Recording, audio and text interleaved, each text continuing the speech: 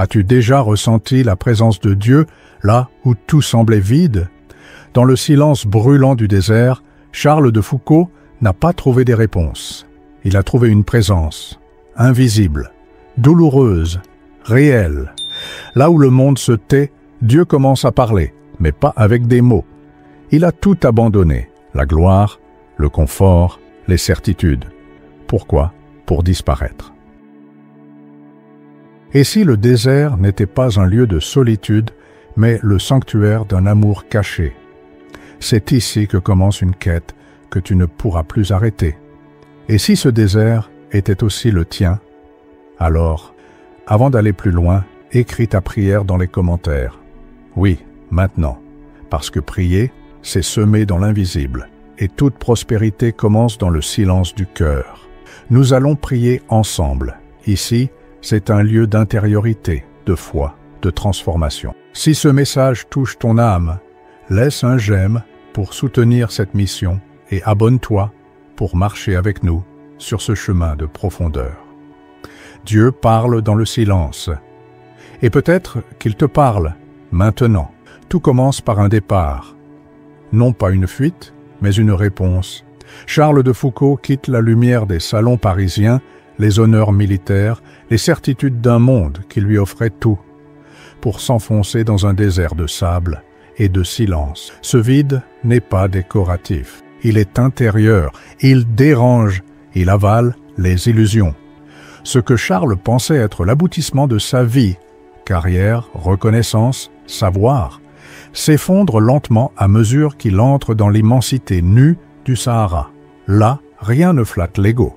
Il n'y a plus de miroir, plus de public, plus d'écho. Juste le silence. Et ce silence, au début, fait peur. Mais quelque chose se passe. Lentement. Une transformation subtile, presque imperceptible. Dans l'aridité, dans le froid de la nuit et la brûlure du jour, une autre voix commence à se faire entendre. Pas une voix extérieure, une présence, une paix étrange, inexplicable.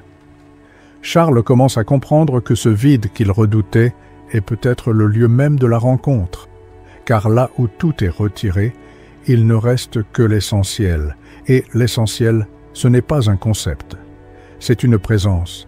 C'est ici que Dieu commence à lui parler, non pas avec des mots, mais avec le réel, le sable qui glisse, le vent qui frappe, le ciel étoilé, qui hurle le silence. Dieu ne se cache plus derrière les rites ou les paroles, il se laisse deviner dans l'absence. Et cette absence devient présence, une présence nue. Une présence qui ne s'impose pas, mais qui transforme. Charles ne le sait pas encore, mais il est en train de renaître. Ce n'est pas une conversion spectaculaire, c'est un effacement. Chaque jour, un peu de lui disparaît. Chaque jour, un peu de Dieu grandit. Le désert devient alors un miroir. Il reflète ce que l'on est quand tout ce que l'on croit être est enlevé. Et ce que Charles voit dans ce miroir, c'est une pauvreté radicale, mais aussi une beauté nouvelle. Une beauté que personne ne peut voir, sauf celui qui regarde le cœur. Dans ce vide, Charles découvre que Dieu ne se donne pas au fort, mais au vide, pas au bruyant, mais au silencieux, pas à ceux qui méritent, mais à ceux qui espèrent encore, même sans rien sentir. Le vide n'est plus un ennemi, il devient le seuil, l'entrée dans une autre manière d'exister, vivre sans chercher à remplir, aimer sans posséder, croire sans voir. Et peut-être que toi aussi tu connais ce vide, ce silence intérieur qui semble inutile, cette sensation de perdre pied, de ne plus savoir prier, de ne plus rien entendre. Mais si ce vide n'était pas un abandon, et si c'était un appel? Charles l'a compris, Dieu ne parle pas toujours, il habite, et parfois il habite l'absence. Alors si tu es dans le vide, ne le remplis pas trop vite, reste, respire, laisse-toi dépouiller, et tu verras. Là, dans ce rien, Dieu devient tout. Et toi, as-tu déjà ressenti ce vide sacré? Partage dans les commentaires avec le mot « présence » dans le vide, si tu te sens touché par cette parole. Tu peux aussi écrire une phrase ou une prière simple venue du silence de ton cœur. Parce que parfois, écrire, c'est déjà prier. Et pourtant, ce silence n'était que le commencement. Car une fois que le vide a parlé, une autre question surgit. Que fait-on de ce silence?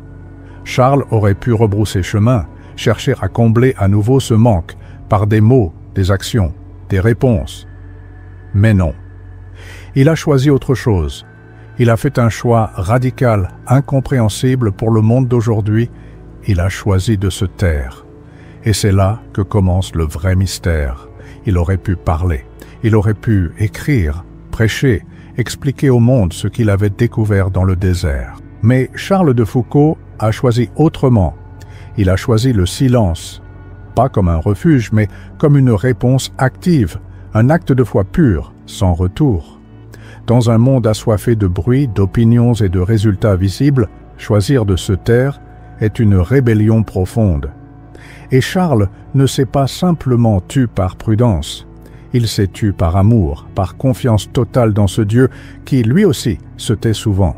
Le silence de Charles n'est pas vide. Il est habité. Chaque jour, chaque heure passée sans parole devient prière. Pas une prière dite, mais une prière vécue. Une vie transformée en offrande silencieuse. Dans sa cabane de Tamanrasset, il écoute. Il écoute le vent, les pas des nomades, les battements de son propre cœur. Et dans cet espace, Dieu parle, sans mots. Dans la lumière du matin, dans le feu du midi, dans la solitude de la nuit, le silence devient un langage, un dialogue invisible entre une âme donnée et un Dieu caché. Et cela dérange. Parce que dans notre monde saturé de contenus, de posts, de vidéos, de slogans et de preuves, le silence semble inutile. Et pourtant, c'est souvent dans ce silence que naissent les vraies révolutions intérieures. Charles l'a compris, le silence, c'est le lieu où la foi devient nue, où elle n'est plus portée par les chants, les discours ou les émotions fortes, mais par une confiance pure, une fidélité radicale. Rester en silence, c'est croire que Dieu suffit. C'est dire à Dieu, je n'ai pas besoin de ressentir, de comprendre, ni même d'entendre pour t'aimer. Il y a là une violence douce, une forme de martyre lent, parce que ce choix radical du silence, ce n'est pas fuir le monde, c'est l'aimer d'une autre manière. Charles vit au milieu de ceux qu'il ne comprend pas toujours. Il partage leur quotidien, leurs souffrances, leurs coutumes.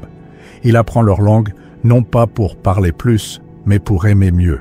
Et cet amour ne s'impose pas. Il s'incarne dans le non-dit, dans la discrétion, dans la patience. Pas de projecteur, pas de gloire, juste la présence silencieuse d'un homme qui a choisi d'être là, pleinement, humblement, totalement. Et si toi aussi, tu choisissais ce silence, pas pour fuir, mais pour écouter, pour laisser Dieu reprendre sa place, là où les mots ont échoué, ce silence peut guérir. Il peut transformer tes angoisses en paix, ton agitation en présence. Le silence est un luxe dans ce monde pressé, mais aussi une arme puissante contre le vide intérieur. Charles ne cherchait pas à être compris, il cherchait à être habité, et il l'a été, par une paix qui ne dépendait plus de rien, sauf de Dieu. Aujourd'hui encore, dans le tumulte des réseaux, des attentes, des comparaisons, ce silence est possible. Il est nécessaire.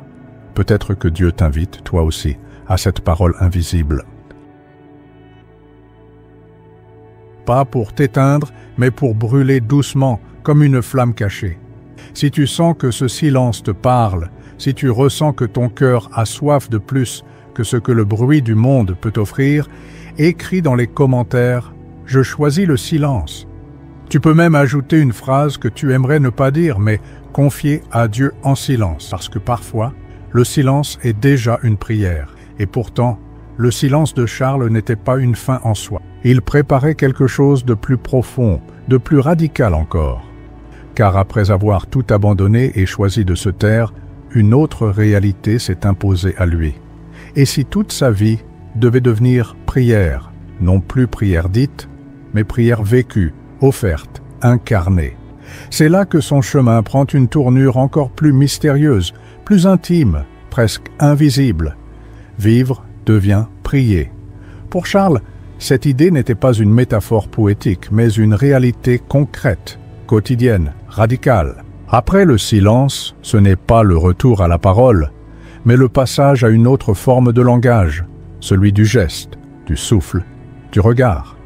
Il ne s'agissait plus de réciter des formules, mais de respirer Dieu, de faire de chaque instant un autel invisible.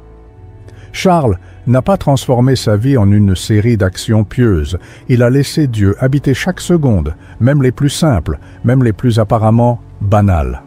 C'est là le secret, faire de l'ordinaire une offrande. Dans le désert, il n'y a pas de cathédrale. Il n'y a pas de liturgie spectaculaire. Il n'y a pas de foule pour écouter ou acclamer. Il n'y a que le sable, le feu, la solitude, la poussière. Et pourtant, c'est dans cet espace dépouillé que Charles expérimente l'union la plus profonde. Il comprend que Dieu ne se cherche pas uniquement dans les mots, mais dans la manière d'être.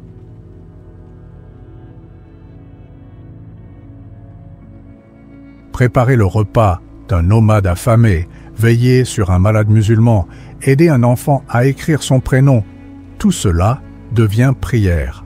Il ne prie pas Dieu à côté de sa vie, il prie Dieu dans sa vie. Il y a là une révolution silencieuse, mais bouleversante. On n'enseigne pas souvent cette forme de spiritualité, on parle de prière comme d'un acte à faire, à un moment précis. Charles nous apprend que la prière peut être un état, une posture intérieure, un abandon constant, et plus il entre dans cette vie offerte, plus les mots deviennent inutiles. Il écrit encore, certes, parfois, mais même ses lettres sont marquées d'une paix simple, d'une lumière tranquille. Il sait que Dieu ne se mesure pas au nombre de mots qu'on lui adresse. Il sait que Dieu écoute même les silences habités d'amour. Cette prière sans mots ne veut pas dire une foi froide ou distante, au contraire. Elle est brûlante mais discrète, profonde mais humble. Elle transforme celui qui la vit. Charles devient un homme doux, patient, infiniment respectueux de l'autre, même quand cet autre ne partage pas sa foi. Il ne cherche pas à convaincre, il cherche à aimer. Et cet amour devient sa façon de prier. Une prière sans tension, sans spectacle. Une prière qui passe par les mains, par le dos courbé, par le regard offert. Il y a quelque chose de profondément humain et en même temps de radicalement divin dans cette manière de vivre. Charles n'a pas fui le monde. Il est allé là où plus personne ne voulait aller. Et là, dans ce bout du monde, il a fait de sa vie un sanctuaire. Non pas un sanctuaire visible, mais un sanctuaire secret. Sa prière ne montait pas seulement le matin et le soir. Elle montait en continu, dans le rythme lent du désert, dans les gestes du quotidien, dans la fidélité aux petites choses. Il n'avait plus besoin de dire qu'il aimait Dieu, il le vivait. Il n'avait plus besoin de répéter qu'il croyait. Sa foi était devenue chair, souffle, présence, une foi invisible aux yeux des hommes, mais éclatante aux yeux de celui qui voit dans le secret. Et cette prière silencieuse, cette vie transformée en offrande permanente, ouvre une porte que peu osent franchir. Parce qu'elle demande tout, parce qu'elle ne se voit pas, parce qu'elle est totalement donnée, sans retour, sans condition, sans témoin. Mais quand une vie devient prière, quelque chose change profondément, presque imperceptiblement. Ce n'est plus seulement un choix personnel, mais une transformation intérieure qui touche tout autour de soi. Et c'est là que le silence et la prière secrète de Charles prennent une autre dimension, celle de la fécondité cachée. Une fécondité qui naît paradoxalement dans la solitude. Charles ne cherchait pas à être utile, il ne cherchait même pas à réussir. Tout ce qu'il voulait, c'était être fidèle, fidèle à cette présence silencieuse qu'il avait découverte dans le désert. Et pourtant, sans le vouloir, il est devenu fécond, mais pas selon les critères visibles, pas selon les chiffres, les résultats, les transformations mesurables. Sa fécondité est invisible, profonde, cachée, comme la graine sous la terre, comme la lumière derrière le voile. Ce qu'il vivait dans la solitude n'était pas stérile, c'était une gestation, une transformation lente, intérieure, qui portait du fruit dans un autre temps, un autre espace. Pendant des années, il a vécu seul, presque oublié. Très peu venaient jusqu'à lui, il n'avait pas de disciples, pas de foule, pas d'organisation. Sa mission ne ressemblait à rien de ce que l'on connaît aujourd'hui. Et pourtant, aujourd'hui, nous parlons encore de lui. Pourquoi? Parce qu'il a touché un autre niveau de fécondité, celle de l'âme donnée entièrement. Il a compris ce mystère. Parfois, il faut disparaître pour que quelque chose de plus grand apparaisse. C'est dans l'effacement que Dieu agit le plus puissamment. La solitude n'a pas été une punition pour Charles. Elle a été une bénédiction cachée. Elle a ouvert en lui des espaces que la foule aurait étouffés. Dans cette solitude, il a appris à aimer sans retour. Il a appris à servir sans être remercié. Il a appris à semer sans jamais voir la récolte. Et cela demande une force immense. Une foi nue, parce que quand personne ne regarde, quand personne n'applaudit, quand personne ne confirme ton chemin, tu dois puiser ailleurs. Tu dois apprendre à recevoir ta force de l'invisible. Et c'est précisément cela qui rend la fécondité de Charles si puissante aujourd'hui. Il n'a rien imposé. Il n'a rien conquis. Il s'est laissé planter comme une graine dans un sol dur, inconnu, aride. Et cette graine, longtemps invisible, a fini par éclore bien après sa mort. Il faut le dire clairement, la solitude n'est pas une ennemie. Elle peut être un laboratoire divin. Un sanctuaire où Dieu façonne des âmes que personne ne verra, mais qui transformeront le monde de l'intérieur. Et dans ce sanctuaire, il faut apprendre la lenteur, la patience, l'attente. Tout ce que notre société rejette, mais tout ce que Dieu utilise. Charles a vécu cette lenteur. Chaque jour, les mêmes gestes, les mêmes visages, le même désert.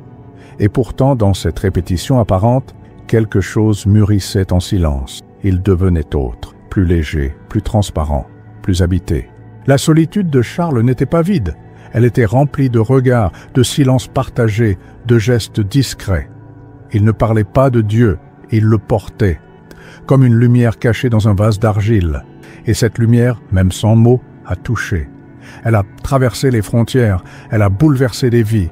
Aujourd'hui, des milliers se reconnaissent dans ce silence fécond, dans cette solitude pleine de Dieu, parce que ce qu'il a vécu seul, il l'a offert à tous, sans discours, sans promesse, juste par sa présence. Et toi, que vis-tu dans ta solitude? Est-ce que tu la combats ou est-ce que tu l'écoutes? Peut-être que c'est là, justement, que Dieu veut te parler. Si tu as déjà ressenti cette solitude profonde mais étrange, laisse un mot dans les commentaires. Tu peux écrire simplement « Ma solitude est habitée » ou partage en une phrase ce que tu apprends dans ton désert intérieur, parce que chaque mot que tu poses peut devenir une lumière pour un autre. Et pourtant, même dans cette solitude habitée, une autre épreuve s'annonçait. Car aimer sans retour, prier sans mots, vivre sans être vu, c'est déjà un chemin exigeant. Mais il existe une étape encore plus vertigineuse. Continuer à tout donner, même quand Dieu semble absent. Charles allait bientôt découvrir que le véritable abandon ne commence pas quand tout va bien, mais quand rien ne répond. Abandonner, ce n'est pas seulement déposer ce que l'on tient, c'est le faire sans être sûr de ce qui viendra ensuite. Charles de Foucauld a compris que le vrai abandon n'est pas romantique. Il n'est pas un moment d'émotion spirituelle ou une décision prise dans un élan passager. Il est une mise à nu, une offrande entière de soi, sans garantie de retour, sans preuve que Dieu fera quelque chose en échange. C'est là que commence l'abandon véritable. Pas celui que l'on proclame avec les lèvres, mais celui que l'on vit dans la nuit, dans la poussière, dans l'attente longue et silencieuse. Et Charles a connu cette nuit. Il a prié, il a persévéré, il a aimé. Mais il n'a pas vu de conversion massive. Il n'a pas vu de succès missionnaire. Il n'a pas vu d'impact mesurable. À vue humaine, sa vie pouvait sembler inutile. Mais c'est justement là que réside la grandeur de son abandon. Il n'a jamais cessé de faire confiance. Même quand rien n'indiquait qu'il était sur le bon chemin. Il n'a pas attendu que Dieu confirme par des signes. Il s'est donné tout entier, chaque jour, comme si chaque geste caché avait un poids, d'éternité. Et c'est ce regard qui change tout. L'abandon dans cette lumière n'est pas une faiblesse. Il devient une force intérieure, pas une force qui domine ou contrôle, une force qui s'abandonne, justement. Charles n'a pas abandonné parce qu'il n'avait plus d'option. Il a abandonné par choix, en pleine liberté. Et ce choix, il l'a renouvelé dans chaque instant banal de sa vie. Il n'a pas fui la souffrance, ni le doute, ni l'ennui. Il les a habités avec foi. Et c'est ce qui rend son témoignage si puissant aujourd'hui. Il est allé jusqu'au bout, même quand le silence devenait lourd. Parce qu'il faut le dire, il y a des jours où l'on n'entend rien, où Dieu semble loin, où même la prière paraît vide. Et dans ces jours-là, Charles ne s'est pas replié. Il ne s'est pas rebellé, il a continué. Il a répété cette prière si simple, si redoutable. « Mon Père, je m'abandonne à toi », non pas comme une formule magique, mais comme un acte d'amour pur. Un acte qui ne dépendait pas de ce qu'il ressentait, mais de ce qu'il croyait profondément, que Dieu est digne de confiance, même dans le silence. Ce type d'abandon est rare, parce qu'il va à contre-courant. Il ne promet pas de récompense immédiate. Il n'offre pas de sensations fortes. Mais il crée en nous une stabilité que rien ne peut ébranler. Une paix que le monde ne peut ni comprendre, ni enlever. Charles, dans son isolement, était plus libre que beaucoup de puissants, parce qu'il n'avait plus besoin de voir pour croire. Il n'avait plus besoin de comprendre pour espérer. Il n'avait plus besoin de résultats pour aimer. C'est ce type de foi qui transforme le monde sans faire de bruit. Une foi qui ose tout donner, même quand rien ne garantit que ce don portera du fruit. Et c'est cela, l'abandon sans garantie, choisir Dieu, non pas pour ce qu'il donne, mais pour ce qu'il est. Marcher dans le noir, non pas par naïveté, mais par fidélité, dire oui encore et encore, même quand tout en toi voudrait s'arrêter. Charles l'a fait. Et dans cet effacement, une lumière nouvelle a commencé à briller. Mais cet abandon total, vécu dans le silence et sans garantie, n'a pas rendu Charles passif, bien au contraire. Il s'est offert, mais non pour se retirer du monde, il s'est offert pour aimer plus profondément, plus discrètement. Et c'est dans cette offrande silencieuse que sa mission invisible a commencé à prendre forme. Une mission sans discours, sans scène, mais portée par une présence transformée. Charles n'a jamais été un prédicateur spectaculaire. Il n'a jamais cherché à faire du bruit, à construire un empire, à créer un mouvement autour de son nom. Sa mission n'a pas été lancée par des plans stratégiques, ni par des grandes décisions visibles. Elle est née dans le silence, dans l'abandon, dans l'amour humble du quotidien. Il vivait parmi les Touaregs, un peuple dont il ne partageait pas la foi, mais dont il a appris la langue, la culture, le rythme. Il n'est pas venu pour convertir, il est venu pour aimer, et cet amour n'avait pas besoin de mots. Il avait besoin de présence. La mission invisible de Charles commence là, dans une vie donnée, silencieusement, sans revendication. Il n'enseignait pas avec des sermons, mais avec la manière dont il offrait son pain, dont il écoutait les douleurs, dont il soignait les corps et accueillait les âmes. Il incarnait une autre façon d'être chrétien, une façon désarmée, simple, profondément évangélique. Il n'est pas venu imposer une vérité, il est venu être témoin, par la douceur, par la patience, par la lumière discrète de sa vie cachée. Et ce témoignage touche parce qu'il n'a rien d'héroïque, au sens hollywoodien du terme. Il n'a rien de grandiose, rien de spectaculaire.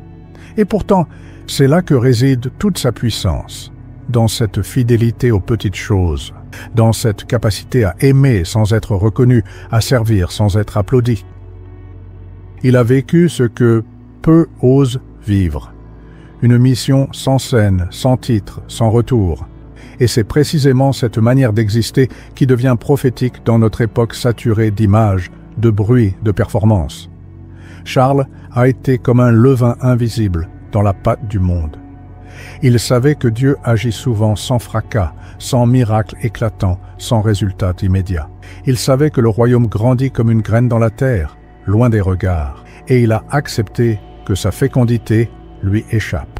Il n'a pas vu de fruits spectaculaires dans sa vie. Il n'a pas connu la reconnaissance. Mais ce qu'il a planté, Dieu l'a fait germer bien après sa mort.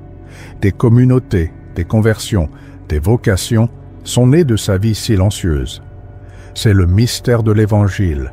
Ce qui est petit aux yeux du monde peut devenir immense aux yeux de Dieu. Cette mission invisible, elle n'est pas réservée à des saints du passé. Elle est une invitation pour chacun de nous. Et si ta présence, là où tu es, pouvait changer quelque chose, même si personne ne le voit, même si personne ne te remercie, la mission ne commence pas quand tu prends la parole. Elle commence quand tu choisis d'aimer sans condition. Et c'est exactement ce que Charles a vécu jour après jour sous le soleil brûlant du désert, dans une cabane poussiéreuse, avec pour seul luxe l'Évangile et la tendresse de Dieu dans le secret. Il est temps de redécouvrir cette puissance de la mission cachée, d'oser vivre sans paraître, de servir sans chercher de retour, de briller sans projecteur. Ce n'est pas facile, mais c'est là que le feu divin se cache. Et toi, as-tu déjà senti que ta mission pouvait passer inaperçue? Que ce que tu vis dans le silence pouvait porter du fruit sans que tu le vois? Si tu te reconnais dans cette discrétion offerte, partage-le dans les commentaires. Tu peux écrire simplement « Seigneur, utilise mon silence » ou encore « Je veux aimer sans être vu ». Ton témoignage, même écrit en quelques mots, peut devenir lumière pour d'autres âmes cachées. Et pourtant, cette mission silencieuse, vécue dans l'ombre et le don total, allait le mener encore plus loin. Car aimer sans retour, servir sans reconnaissance, prier sans mots, tout cela préparait Charles à l'ultime dépouillement, disparaître pour que Dieu seul demeure.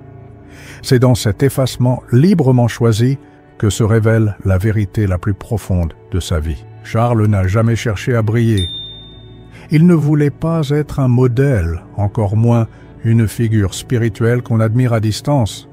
Ce qu'il désirait profondément, c'était s'effacer, se faire si petit, si inutile aux yeux du monde, que seule la lumière de Dieu puisse subsister. Il ne fuyait pas la vie, il ne méprisait pas le visible.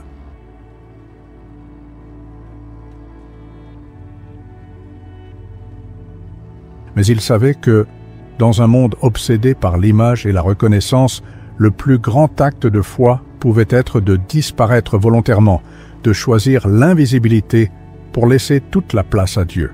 Disparaître ne signifiait pas pour lui abandonner ou se résigner. C'était un acte libre, profond, mûrement choisi. Cela voulait dire « Je ne suis pas le centre, je ne suis pas la réponse, je ne suis pas celui qu'on doit regarder ». Il ne voulait pas être suivi. Il voulait que l'on regarde vers le Christ, pas vers lui. Ce n'est pas un effacement triste, mais une joie silencieuse, celle de se fondre dans le mystère, de devenir un avec celui qu'il aimait. Dans chaque choix, chaque renoncement, chaque geste discret, Charles disait « Ce n'est pas moi qui vis, c'est lui qui vit en moi ». Il a compris que la vraie fécondité ne vient pas de l'agitation, mais de l'abandon, que la vraie force n'est pas dans les titres, mais dans la fragilité offerte. Et il a choisi cette voie avec radicalité. Dans sa cabane perdue au milieu du Sahara, entouré de silence et de sable, il vivait comme un frère universel, sans drapeau, sans programme, sans pouvoir. Il ne voulait plus rien pour lui, ni réputation, ni fruits, ni consolation. Juste être là, entièrement disponible à Dieu et aux autres, même s'il ne voyait pas, même s'il ne comprenait pas, et c'est cela qui le rend bouleversant. Parce qu'il incarne un mode de vie qui va à contre-courant de tout ce que notre époque valorise. Aujourd'hui, on nous pousse à exister publiquement, à prouver notre valeur, à laisser une trace. Charles, lui, a voulu s'effacer pour laisser une trace de Dieu, pas de lui-même. Il a vécu dans l'ombre, et c'est dans cette ombre que sa lumière a grandi. Une lumière que lui-même ne voyait pas, mais que Dieu utilisait pour toucher d'autres cœurs. Il faut une immense liberté pour vivre ainsi. Il faut ne plus avoir besoin d'être reconnu, aimé, validé. Il faut avoir tout remis entre les mains de Dieu. Charles est allé jusqu'au bout de ce choix. Même sa mort fut silencieuse, apparemment absurde, tué par un jeune homme qui ne comprenait rien à ce qu'il était. Il n'a pas eu de dernière parole célèbre. Il n'a pas eu de gloire terrestre.